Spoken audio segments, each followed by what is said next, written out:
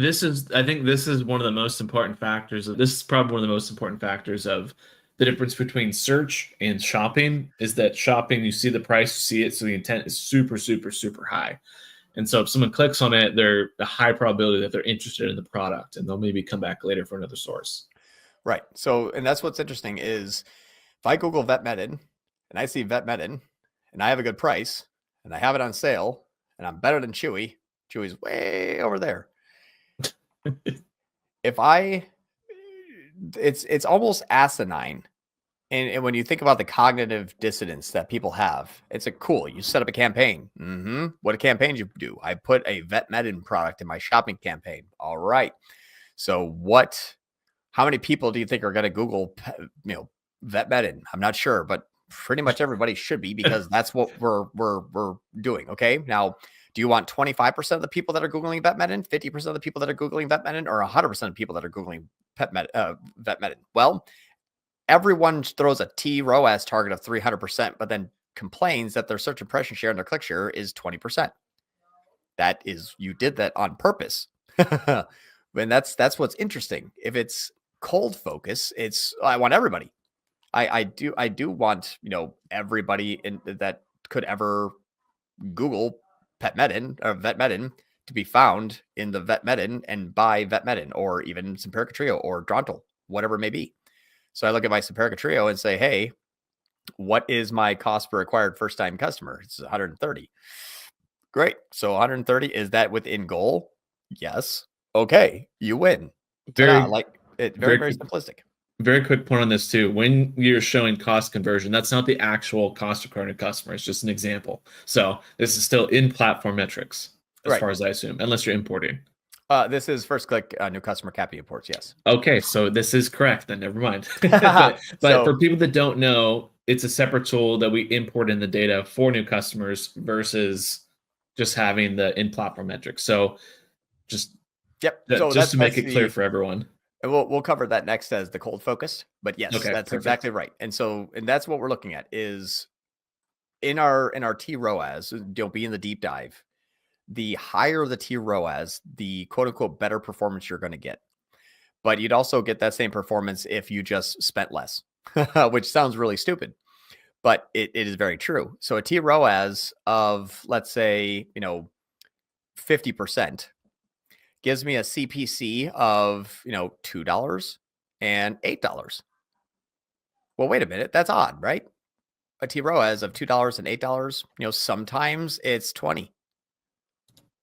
Sometimes it's, I don't even know how many pages I'm going to have to go to before I find like a CPC this last 30 days of a product, but let's just go all the way down to the bottom. Sometimes it's $20. Sometimes it's a penny. So why do you have a $20 swing in CPC in the same campaign in 1 month? Well, the tROAS is going off of the competitive bids of all of your other competitors. Great. So now you have to think about, well, if I have a higher tROAS, how much further down the page do I want to be? Okay, so tROAS of 300% would put us probably off the page. A tROAS of, let's say, 200 or 150 might put us where Chewy is. So what's interesting about this is your tROAS target being more restrictive reduces your bids and makes sure that you are hiding from your audience. Because if it doesn't think or it doesn't know, and it's wrong once or twice on a high tROAS, it's out of balance. If I ask it to get 100% and it falls at 0.99, well, you get something like this as a quick example. Like if I hop into does this, and this is a next thing about cold focus. Watch this. So in this last 7 days compared to the previous period, standard shopping cost reduced by 16%. And I have 133 ROAS. Well, it's going down 10% and losing 20 and losing 18%. Like this is not becoming more efficient at all. It's just reducing spend. Why? Well, the tROAS target until earlier today was 150. So this tROAS target, let me just show you this real quick because I don't like showcasing things that I'm teaching, but it says something different than what I explained. Always proof. Always proof. See, 150. This was today at 12:52. This was 3 hours ago. So this is actually a client saying, hey, I'd like to have a tighter tROAS target. I said, okie dokie. And we moved it up to 150. And what happened? Well, I think this was actually 12 days ago, if I remember correctly, when we did this. So this here, reduced cost by 27%, reduced clicks by 28%, increase my CPC, and then got me a worse ROAS. Thanks. What'd I do? Cool. I just took 27% of my cost out and put 31% of my revenue out. Thanks, tROAS. So it thought, well, as long as I just reduce spend and still take credit for every other fucking company's work, I will have an increase in ROAS. But I set it up so that it can only count what it gets. It's a CAPI import. Sorry, go ahead. Yeah, no, super important point, because this is all about how algorithms work. Like at the end of the day, people used to run manual bidding, and it was always like first position was like super expensive, and then second position was like less expensive. And so a lot of people try to bid on like the second position because it was where most efficiencies came from. But what we're seeing now, and just from what you're showing here, is that you're still like people's buying patterns have not changed. It's just the tools used to, obviously get the sale have changed. And so with the reduction, think of it as lower the tROAS, the better the placement. The worse or the higher the tROAS, the worse the placement. It's simple as that. And so you need to find the sweet spot as to what is actually causing true new customer growth and good placement versus restricting yourself too heavily. That's the game. It's not about setting, I want to hit a 300% ROAS. It's where can I place aggressively and scale effectively versus, pretty much eating my own audience and cycling it more and more. And to answer that question for everyone, it's probably wondering, well, how do you figure that out? It's typically a super low tROAS around, let's say, like 40%, right? It's not like a scenario where you're putting something to like 150 or 200%. Right. So, and that's where we have to look at this is in if we were going to adjust a tROAS and it says, hey, are you getting the result that you want at 150? No, cool. It just reduces spend. Now watch this though. This is the very important part. We're going to look at these two campaigns. Okay. We're going to segment because I always count things new and returning. Watch this. The client requested a reduction in cost by asking for a high 150 tROAS. Hey, John, try to get that up above 150. It's not going to work. We'll do it anyway because we did it.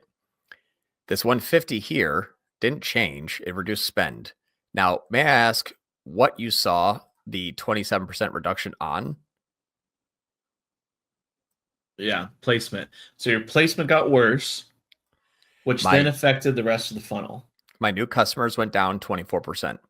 So tROAS says, hey, I'm just going to just cut out a quarter of your volume. You're welcome. Now watch this though. What did I lose less of? Return customers. Hey, because they're easier to convert. And tROAS goes warm. Exactly. So cold tactics to get more new customers is to go more aggressive on your bidding, which will then feed the rest of the funnel. And the lag time from point A to point B of the journey of the buying cycle is the time range that you need to test it for to start seeing those results come in. And now watch how much damage this does to a company by just setting a 150 tROAS at 142. Not only did this tank down 27% and didn't help this thing, but the next campaign in feeder, look at this, same spend. Yeah. I'm still losing new customers, not by much, but by quite some time or by some amount. But hey, John, this actually has more conversion value. Yes, on the wrong people. Again. But if you don't have CAPI imports, you won't see this. Exactly. But if you're looking at just conversions, it looks like, hey, everything's looking good. Why? Because this is actually counting both. Yeah. So by simply increasing the tROAS of a standard shopping campaign, made my Performance Max campaign go warmer. Makes sense. That's a cold tactic right there. Higher the tROAS, the warmer it's going to go in most scenarios. All the way down the funnel to the remarketing, to the people Googling your brand. But everyone else is going to say, wow, look at Performance Max, John. I spent 2% less and got 8% more. This standard shopping doesn't work. And then you get fired because the client doesn't make more money and they're wondering, what did I do wrong? And they don't think it's Google. Yeah. but have a 544 ROAS. And it's going up. It's getting more efficient. Exactly. On the wrong fucking people. So this is, I don't know how much clearer we can make this, which is really great though. I mean, this is great examples. Yeah. So as we go cold focused, you're trying to ask Google, I don't care if you do think, and I don't care if you know, I need you to go there, period. I just need you to go into the cold users and I need you to bring them to me. And I'm going to monitor this by NCAC. Now, the cost to acquire first-time customer at a 50% tROAS in the non-co-op, getting a 100% return on ad spend is $59.